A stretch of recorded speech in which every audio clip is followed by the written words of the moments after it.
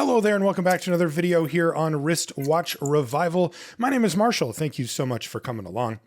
This time on the bench, I kind of can't believe what we have on the bench this time. This is a Breguet. And if you don't know that name, it's the last name of Abraham-Louis Breguet, who lived from 1747 to 1823. And the short version is he's basically the GOAT watchmaker. The guy invented or perfected so many of the things that we still use in watchmaking to this day. He made watches for all of the most famous, the royals during his time. He was the guy. There's still books written about him. I have a couple of them. Abraham-Louis Breguet is the GOAT, and I get to work on a watch that came from his company. Now, this one was made after his time. His son actually took over the company after he died, and this one would have been either his son or grandson's era, but I honestly can't believe I even get to work on one of these things. Taking a quick look at it here, you can see that there's something weird about the dial in that it looks like it's 4 o'clock up at the pendant there instead of 12. That doesn't really make sense. But look at this beautiful case.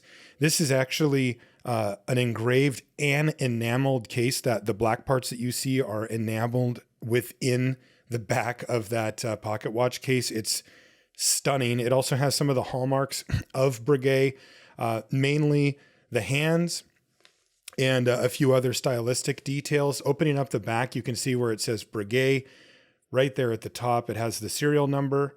And then you'll also note that there's the 2 holes there as well.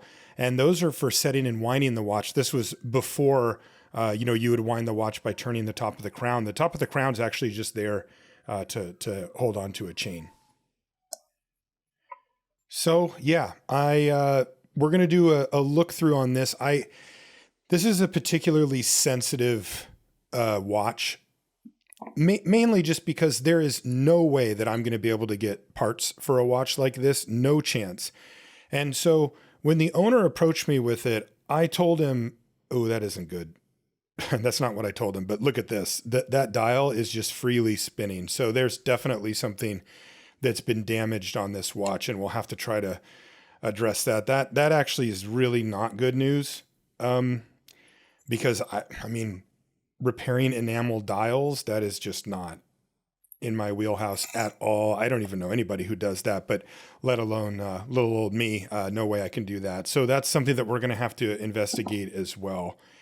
I told the owner to set expectations that since this is such a special watch and since it would be effectively impossible for me to get parts for it, that I may not be able to do it up to my normal level. We're going to give it the best shot we can, but I have to be extraordinarily careful with every single part in this watch. By the way, I'm taking off the hands and the dial apparently. Yeah. So it's actually just not being held down by anything at all. Those hands are awesome, though. Those are Breguet style hands, the ones that have the circle with the pointer. Those are a stylistic hallmark of Breguet watches, and they're awesome. Yeah, this dial. So there's no dial feet on it at all. You can kind of see where they're supposed to go, but it looks like they maybe have been broken off. That would likely be the result of a shock, meaning that the watch was dropped at some point. The history of this watch is really interesting too, and I'll tell you about that. But in a minute, as we go through here and try to take a look at what exactly is going on with this watch, how is it constructed? Are all the parts here? Is this something that I can even continue with servicing? Because if there's even a chance, that I'm not going to be able to, I'm going to have to bail on this one. I just don't feel comfortable working on such a important watch. Unless I actually know what I can do moving forward. Take a look at the movement. Very pretty. Let's see if it'll run for us. Sort of. It wants to, at least. It's ticking over. It looks like it's pretty low amplitude, but at least somewhat running. Okay, so that's a start. That's actually better than I expected. I'll say that. We need to figure out what the deal with this dial is. So you can see that there's some damage on the dial up at the top and bottom. And yeah, so right here and right here is where the dial feet are supposed to go. And they may actually even be stuck in there still. Yeah, so I'm going to have to figure out something with that dial. I've got a couple of ideas, but we'll deal with that later. For now, here's a beautiful case. It's really, one of the stars of the show is the case. A lot of times when you buy pocket watches back in the day, you would buy the movement and then pick the case that you want. But not in this case. It's both made by Breguet. Yeah, do you see that in there? And do you see that in there? Those are the dial feet. So those are broken off, likely the result of a crash to the ground. Here you can take a look at the movement and you can quite plainly see how the energy flows from the mainspring all the way down to the escapement. It's really nicely laid out. It's beautiful. And let's start disassembling this thing and see if we can't get it running, get it cleaned up, get a service on it. And like I said, if we run into any broken parts or anything, though, I'm probably just going to have to stop because I just don't even know where you would go. And like to give you some context here, this watch came to me from a viewer whose dad had passed away. Oh, look at this. Okay, well, this is actually pretty good news. There's energy in that mainspring barrel still. And I can remove this and I can't really do anything about it at this point. So I'm just going to let the mainspring unwind. Okay. That's good news, though. Everything was turning okay. A little surprised the watch wouldn't run, but I mean, it probably hasn't been serviced in forever, ever. But anyway, he reached out to me and his dad had passed away about 6 years ago. And when they were going through his belongings, they found this watch and he had no idea what it was. So he reached out to me and he did a little research on his own. And he said, I'm just going to take a shot and just email or send a mail to Breguet, the company, because it actually does still exist. It changed hands a lot during the quartz crisis in the 60s, 70s, and into the 80s. But it did end up, it is a brand that operates now under one of the big conglomerates, but you can buy Breguet watches. I actually have one. If keen-eyed viewers will see that I sometimes am wearing it when I work on the watches. And that's just because I'm a big fan of Abraham-Louis Breguet. I mean, he's a hero, right? I mean, this guy is, like I said, he's the GOAT. So anyway, the viewer emailed them and just said, hey, I have this watch. I don't really know what to make of it. And to his astonishment, he actually received a reply from Emmanuel Breguet, who is the, I believe, great-great-grandson of Abraham-Louis Breguet, maybe even another great in there. And he currently has a role with Breguet as kind of a caretaker of the brand, which is really cool, right? He's keeping it in the family and he cares about this stuff. And he emailed my viewer back and he said, yeah, I've got some information about your watch because they kept track of records that go back all the way. And this watch was sold December 7th, 1859 to a general. The general's name didn't ring a bell for my viewer. So he was like, yeah, I'm not really sure where that came from. But there was another record in their archives from February 7th, 1866. So about 7 years after it was sold. It was serviced by Breguet. By the way, it cost 16 French francs at the time. And it was for a Mrs. Tarandon. And my viewer immediately recognized that name because that was his great-great-grandmother's name. And she ended up with the watch and she took it in for it to be serviced. How crazy is that? Just an incredible story. Now, getting to the watch here, I tried to take off the cannon pinion, but it wouldn't come off. And that's because this is a different type of cannon pinion. It's pushed together kind of like a conical way so that the more you push, the more it stays. And I can't get it to come off with my cannon pinion remover. So I'm going to use a couple drops of penetrating oil. And this is the type of oil that will get into the crevices and hopefully loosen it up so that I can remove that, because otherwise I can't actually take the watch apart. And this is just one of those steps that, like, I've never dealt with this before. I had to look it up online and they said, here's how you can remove this type of cannon pinion. But I mean, I'm in uncharted territory this whole way here. At any rate, the listener thought it was amazing that he ended up with the watch that, had belonged to his great-great-grandmother and eventually got passed down to him. But also he said, I could never afford to actually send it into Breguet for a full service or restoration. So he called me and said, hey, could you help me out with this? And again, I was tentative, but also excited because what an opportunity. So my goal, of course, is to get this in the best working order that I can, but also to preserve its history the best that I can. So with that in mind, we've almost got this thing taken apart. You can see how absolutely tiny some of these screws are. And you can see the oil there has seeped down into the bottom. In fact, I'll blot out a little bit of it just because it was kind of too much. But this is pre-cleaning, so it's not too bad. Can I take this out? No, not quite. This is the bottom part of where that cannon pinion stem is, the one that I'm trying to loosen up. And it looks like it didn't want to quite loosen up all the way. I'm going to use my hand levers to just see if I can put a little more pressure on and see if it'll come up. Oh, it did. Oh, that is fantastic. See, this is the type of thing that happens when you work on all different movements from different ages and all that stuff all the time. Is you have to learn as you go. You have to trust things that you read online or videos that you could find. But there's no videos of people working on a watch like this. I'm kind of guessing and piecing things together, and that's not a fun place to be, right? So you got to take the lowest impact, low and slow approach to taking this thing apart. But it actually worked for us here. And now I should be able to take off this bridge going across the center wheel and then remove the center wheel from underneath it as well.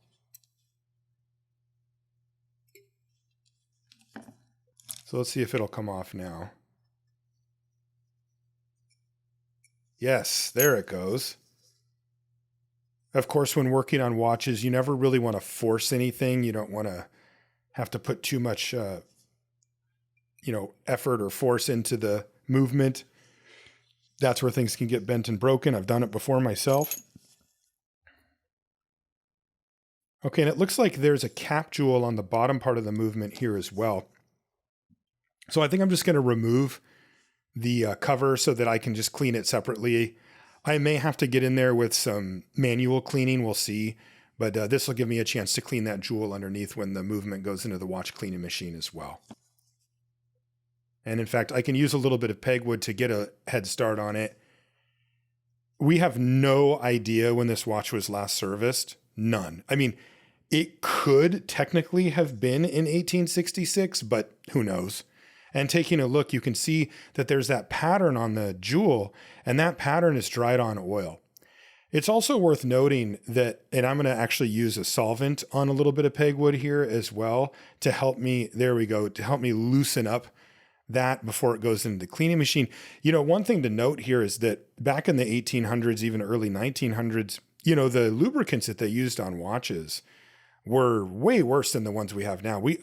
All the ones I use on the watch now are fully synthetic. I mean, they are perfect, right? They're made exactly the same way every single time. And there's a bunch of specialized lubricants that you can use for different parts of the watch. I'm just going to put this screw back in, by the way, just so I don't forget where that one goes. But back in the day, I mean, they were using crazy stuff. Like I saw a book once that called for I think it was like whale fat or something. I mean, stuff that is just like, wow, totally different world now. But I'm assuming that stuff being more organic might have left more behind on the movements as well. So, a little bit of extra effort can go a long way there. Okay, I can put the watch into the watch cleaning machine now, into the baskets to go into the watch cleaning machine. And this will go through the same cleaning process that I do on basically all the watches that we do on the channel. It'll go through a 3-step process, one of them being a solvent cleaner and then the other 2 being rinses. And then there is actually a 4th where the parts get dried off to take away any of that extra fluid that might be on there. And while I do this, I did want to mention that I have a Patreon for this channel. So if you like my videos, if you like what I do, you can support me on there. I want to say thank you to everybody who supports me on the Patreon. It really does mean the world to me, and it allows me to keep making these videos for you. And I really appreciate it.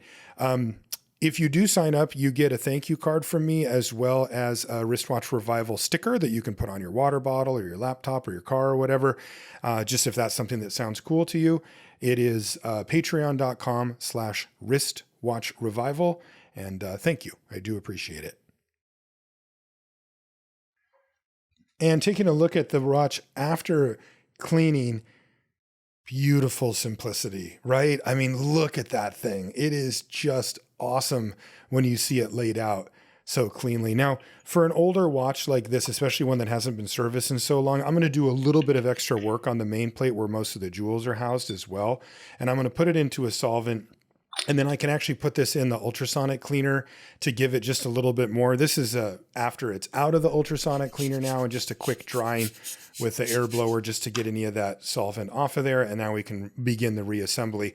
It's useful to do these extra steps for watches that are this old and have potentially the really old oils on them as well. Okay, I was not able to fully disassemble the mainspring barrel in this case. Normally that's something that I would do. But in this case, it was actually held on by like a cotter pin, and I did not feel comfortable taking that out and assuming that a 150-year-old cotter pin would hold up. So I decided to leave the mainspring barrel and the mainspring intact. My number one goal for this watch is to not make it worse. Right? Like, even non-functionally, this is a very special watch. Of course, it's much better if we can get it to run decently, but I can't tell you, this is a piece of history in my mind and not something that I want to leave my mark on in a negative way. So if I had doubts about it, I was going to take the more conservative route in this case. And that's exactly what I did. But the good news is that it still goes through the watch cleaning machine, and mainsprings generally need very little lubricant. It's actually there mainly to prevent corrosion rather than to like actually lubricate the parts moving. Otherwise, I would be forced to try to take it apart, or the watch wouldn't really have any chance of functioning, but thankfully that's not the case. Now, one thing to note here, especially for those of you that have been watching my videos for a while, is do you see that escape wheel I'm putting in there? Two things to note about it, actually. One, it is so awesome.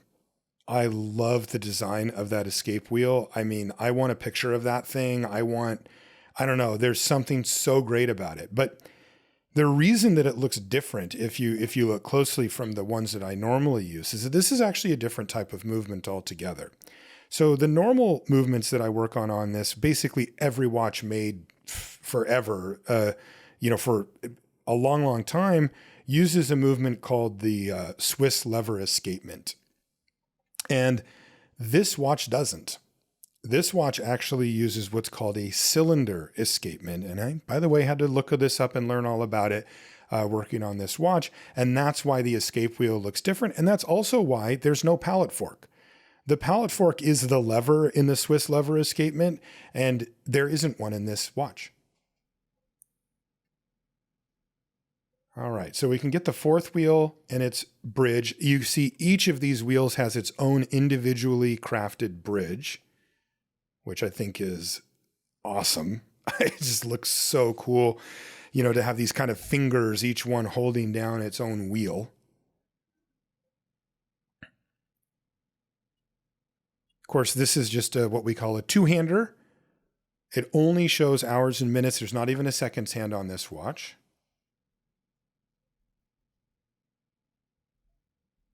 And certainly there's nothing like a date function or anything like that. Okay, center wheel in place, and I can put the center wheel bridge over it. There we go.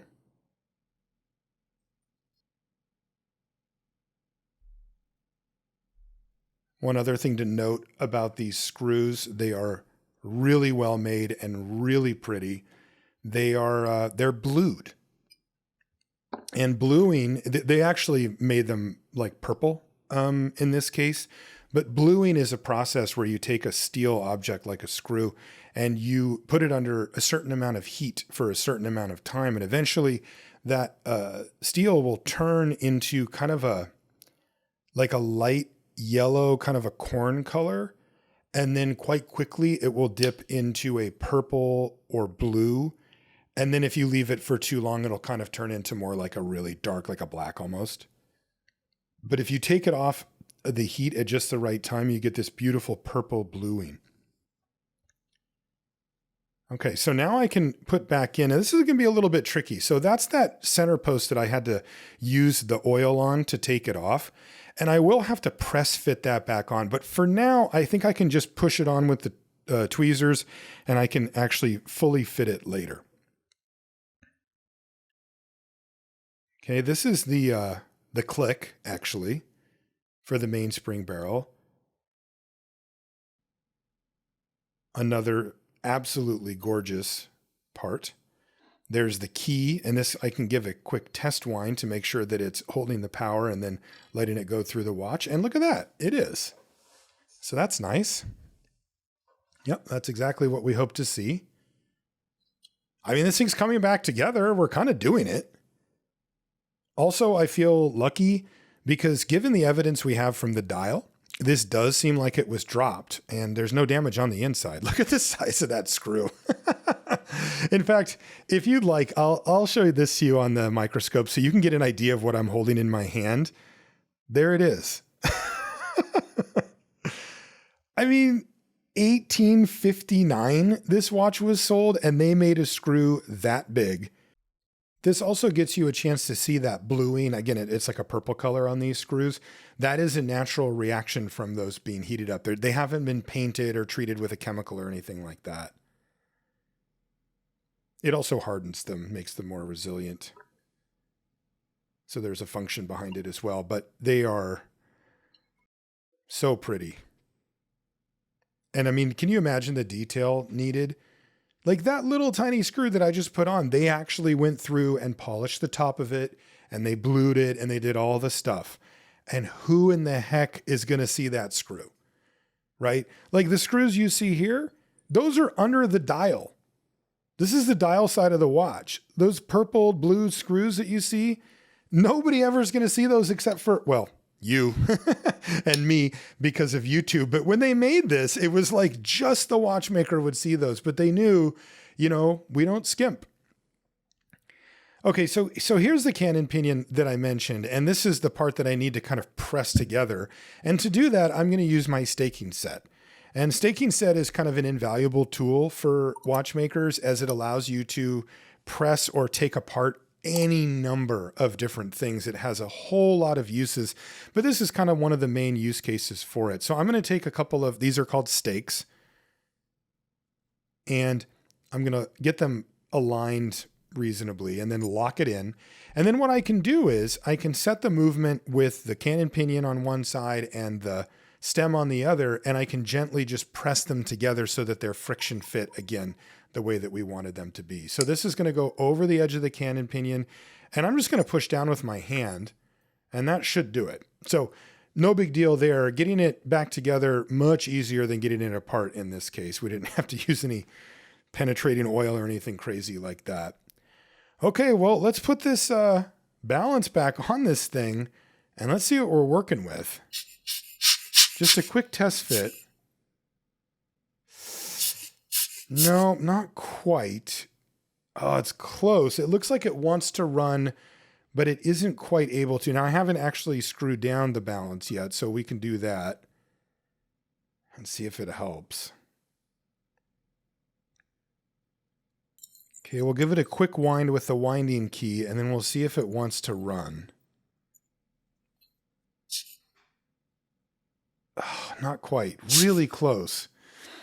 Let's take a look at the balance on the microscope and see if we can see anything wrong with it. Well, this is really interesting. So that's actually the staff, and that part actually comes out. So that was a replaceable balance staff, which is a really smart design. Also, taking a look at that cap jewel, you can see it's actually still quite dirty. It's also worth noting that we haven't actually lubricated the watch yet. Now, oftentimes a watch will run without it, but runs better with it.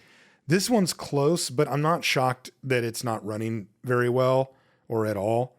So let's lubricate the watch and see if we can't get it running a little bit better. First, I'm going to start with this cap jewel for the escapement. I'm going to put a drop of oil on the bottom, and then I can reinstall this cap jewel.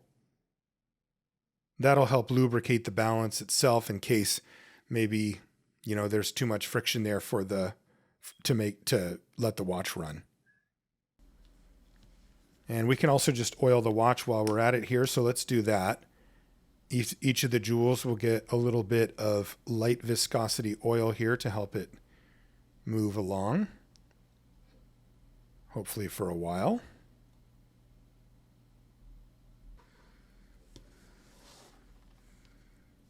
Oh, and we have life. Does still look like it's running a little bit slow.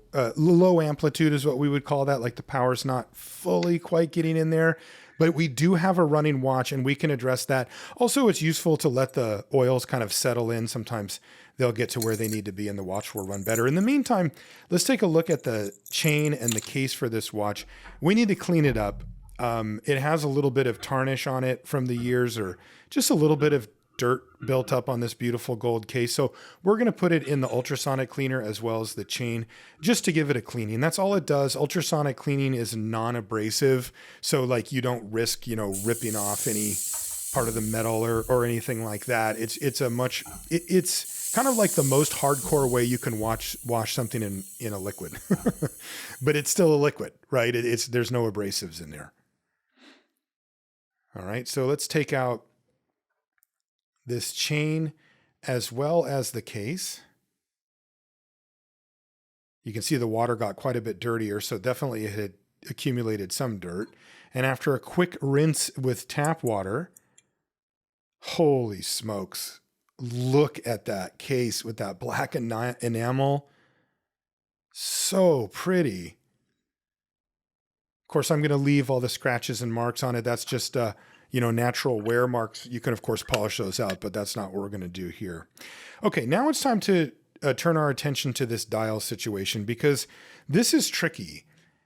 There is zero chance that I am going to try to solder on new feet right here. You can see actually part of the dial chipped away, probably when the watch was dropped. And on the bottom there too, you can see where that dial foot used to be. So I need to find a solution that is reasonable given my skill set and given the risk tolerance that I am, in this case, not willing to take on. First, though, enamel dials clean up really pretty. This one's actually quite in good shape. There is a crack on it. You can see where where one of the dial feet was, but it's not noticeable at all unless you shine it in just the right angle. And the dial cleans up beautifully. So we've got that going for us here, but I need to figure out a way to secure it to this movement. And this is going to be tricky because there's no obviously great solution. The right way to do it, I assume, would be to solder or adhere new dial feet to the dial. But on an enamel dial, it's just too risky that you might crack it. And it's, again, above my skill set. So I'm not going to be able to do that.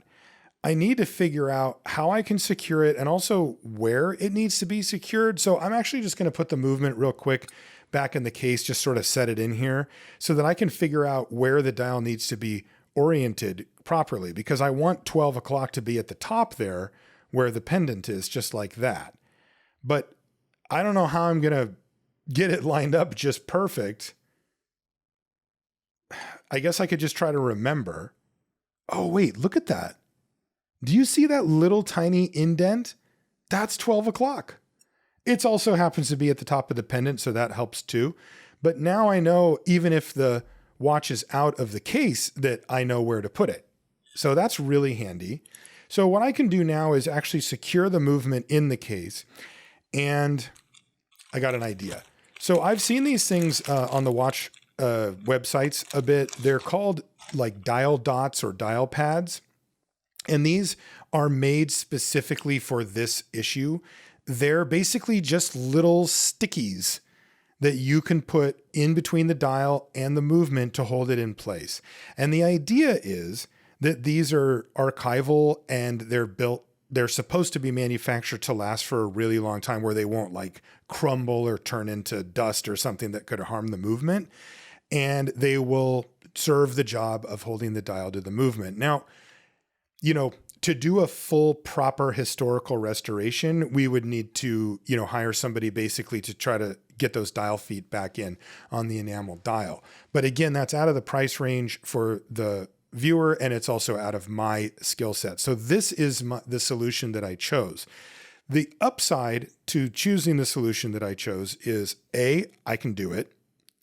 As you can see, I can just basically stick the dial in and it's just going to be fine. So there you go, done deal.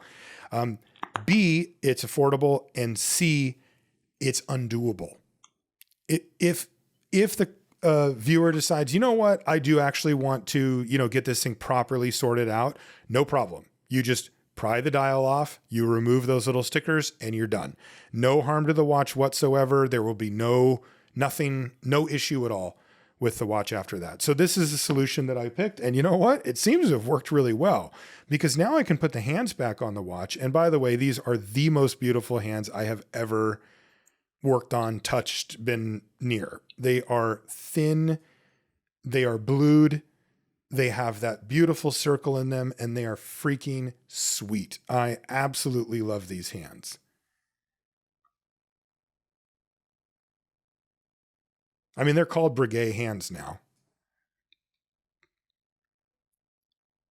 Okay. So we'll get the hands lined up properly, and then we can do a quick test as well. It's a little awkward to test because to change the time on these, you have to use the key on the back of the watch and then turn it to line it up. So let's see what happens if we go like an hour forward, let's say.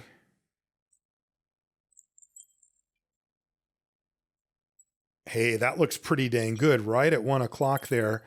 And that looks really, really nice. Now, there is another thing we need to do before we finish this up, though, and that's we need to test its timekeeping ability. Because after a little bit more oiling, it really picked up and started to go, but I don't know like how well it's doing. So let's start off by putting it on the time grapher, and we'll see how it does. Uh-oh. Oh, I see. It actually isn't even able to pick up the beat at all. And now that I think about it, that actually makes perfect sense. These time graphers are built for Swiss lever escapements and not for cylinder escapements, so it can't even grab a reading at all. So what's the other way to do it? Well, we'll do it the good old-fashioned way. We'll use a phone. So what I can do here is really basic timekeeping, right? Or time checking, but I'm going to put it at exactly noon, and I'm going to let it run, and I'm going to hit start on my phone, and we're going to let it go for half an hour. And then I'm going to see how close it was when this thing crossed over the 30-minute mark. And as you can see, just eyeballing it, pretty good. It looks like it's about 30 minutes and 20 seconds, but it took me about that long to get in there and take a look at it. So I think it's actually keeping very good time now. Like, I would guess within a minute a day, which for a watch of this age is great. Astonishingly great. And look at how freaking gorgeous this thing is too. You can see why this guy became the GOAT watchmaker. I mean, this is not one of the special, big versions or whatever that he made for royalty or anything. This is one that happened after he even had passed away, and it's still absolutely gorgeous. Just take that in. What a beautiful watch, and what a fun experience. I will say that this was equal parts rewarding as well as stressful. Just knowing that you can't screw up. There's no eBay auction to save you. There's no website that's going to have stuff like this is very nerve-wracking, but I feel really good that it turned out as well as it did. Thank you so much for joining me for this restoration. I really appreciate you taking the time to hang out with me. If you want to find me on Instagram, I am wristwatch_revival, and make sure you look for the blue check mark there. If you don't see that, it's not me, it's somebody else. And I only have one account over there for Wristwatch Revival, so make sure that that's the one. But if you want to come say hi, I am over there. Thank you once again for watching, and we'll see you next time.